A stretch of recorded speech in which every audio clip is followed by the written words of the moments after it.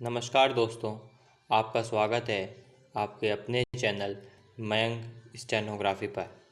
आज का हमारा डिक्टेशन है पत्रिका डिक्टेशन गति 100 शब्द प्रति मिनट। डिक्टेशन स्टार्ट होगा 5 सेकंड बाद। स्टार्ट। महोदय, इसके अतिरिक्त महिलाएं बचत कर सकती हैं और अपनी पूंजी बचत कार्यक्रमों में लगा सकती हैं। इसके लिए सरकार ने मुख्य रूप से 2 योजनाएं चलाई हैं। एक तो मितव्ययी समूह योजना और दूसरे महिला समृद्धि योजना है। लेकिन परिवार नियोजन पर इन बातों का अधिक लाभ होने के लिए और 2 बातों का होना आवश्यक है। एक तो महिलाओं को इस बात का अधिकार हो कि वे अपने बल पर बच्चों की संख्या का चयन कर सकें और दूसरे पुत्र का होना परिवार और समाज में आवश्यक न समझा जाए। अभी बीजिंग में होने वाली अंतर्राष्ट्रीय महिला सम्मेलन में महिलाओं के इस विषय पर चर्चा की जाएगी। इसके महत्व को कम करने के लिए और अधिक सामाजिक सुरक्षा योजना का चलाया जाना भी आवश्यक है, क्योंकि वर्तमान में लड़का ही माता पिता की देखभाल के लिए उत्तरदायी है। ऐसा होने से परिवार नियोजन की सफलता में सहायता मिलेगी। Paragraph change. हमारे यहाँ MCH कार्यक्रम का एक पहलू यह भी है कि इस परिवार का नियोजन कार्यकर्ताओं ने लाभ उठाया है। महिलाएं चूँकि गर्भावस्था में या फिर प्रसव के लिए या फिर बच्चों के टीकाकरण के लिए स्वास्थ्य केंद्र जाती ही हैं, इसलिए उन्हीं को परिवार नियोजन का भी भागीदारी बना दिया जाता है। ऐसा करना सरल है। पुरुष की भागीदारी बढ़ाने के लिए 2 बातों का होना आवश्यक है। एक तो कार्यकर्ताओं को स्वयं ही पुरुषों के पास जाना होगा और उनको भागीदार बनाना होगा। दूसरे, हमारे चिकित्सा अनुसंधान को पुरुषों के लिए परिवार नियोजन के और अधिक उपायों की खोज करनी होगी, तभी इस ओर कुछ प्रगति हो सकती है। Paragraph change. एक संतोषजनक बात यह है कि हमारे दूरसंचार के माध्यमों ने काफ़ी अंतराल के बाद फिर से पुरुषों की भागीदारी बढ़ाने के विज्ञापन को अपने परिवार नियोजन विज्ञापनों में सम्मिलित कर दिया है। अभी पुरुष नसबंदी के सरल और सहज होने की चर्चा की जा रही है। इसके बारे में फैली आशंकाओं के निवारण के भी प्रयत्न किए जा रहे हैं। इसके साथ साथ और भी बातें, जैसे लड़की और लड़के के अंतर को कम या समाप्त करने की बात, लड़के न होने में महिलाओं के निर्दोष होने की बात इत्यादि बताई जा रही है। इससे संभव ही जागरूकता बढ़ेगी, पर अभी बहुत कुछ करना शेष है तथा कुछ और बातों की ओर भी ध्यान देना होगा। हमारे देश में स्वयंसेवी संस्थाएं बड़ी संख्या में कार्य कर रही हैं और कुछ तो बहुत ही अच्छा कार्य कर रही हैं। कई संस्थाएं महिलाओं के विकास और उनकी जागृति के लिए कार्य कर रही हैं। ऐसी संस्थाओं का सहयोग परिवार नियोजन कार्यकर्ताओं के लिए लाभदायक हो सकता है। जहां पर संस्थाएं जागरूकता बनाएं, वहां कर्मचारी कार्यरत हों तो ऐसे सामंजस्य से अच्छी उपलब्धि हो सकती है।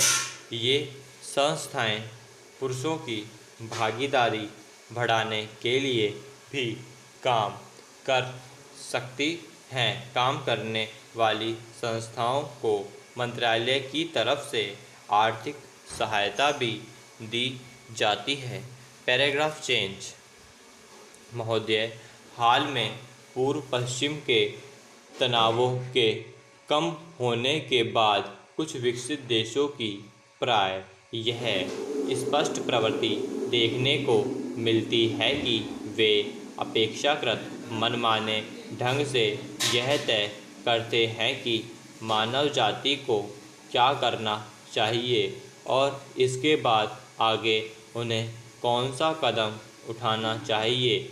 लगता है उनका अगला ध्यान अब लगभग मुख्य रूप से लोकतंत्र, मानवाधिकारों, कानून के नियम आदि आदर्शों की ओर है। हम में से अधिकांश का संबंध प्राचीन संस्कृतियों से है, जहाँ व्यक्ति की स्वतंत्रता की अवधारणा की जड़ें गहरी हैं और जहाँ कानून को ब्रह्मांड का आधार मानते हैं।